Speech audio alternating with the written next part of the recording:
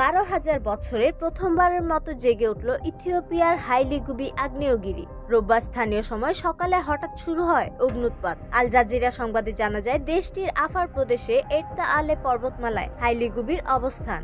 অন্ধকারে ঢেকে আছে পার্শ্ববর্তী আর্তা আলে ও আফদেরা শহর। বিশাল ছাইমেঘে ছেয়ে গেছে আশেপাশের বেশ কয়েকটি গ্রাম।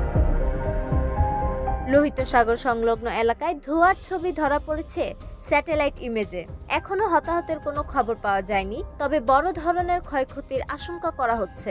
আশেপাশের কয়েক মাইল এলাকায় জারি করা হয়েছে সর্বোচ্চ সতর্কতা। দ্রুত সরিয়ে নেওয়া হচ্ছে স্থানীয়দের। পরে সেই ছায়ের মেঘ উত্তর আরব সাগরের উপর পর্যন্ত ছড়িয়ে পড়ে। ইথিওপিয়ার আগ্নেয়গিরির অগ্ন্যুৎপাত থেকে সৃষ্টি হওয়া ঘন ছায়ের মেঘ ভারতের দিকে ধেয়ে আসছে বলেও জানায় দেশটির গণমাধ্যমগুলো। এর ফলে একাধিক ফ্লাইট বাতিল করেছে ভারতীয় এয়ারলাইন্সগুলো। সম্ভাব্য বিঘ্ন মোকাবেলায় ভারতীয় বিমান সংস্থা ও বিমানবন্দরগুলোকে বিশেষ পরামর্শ দেয়া হয়েছে।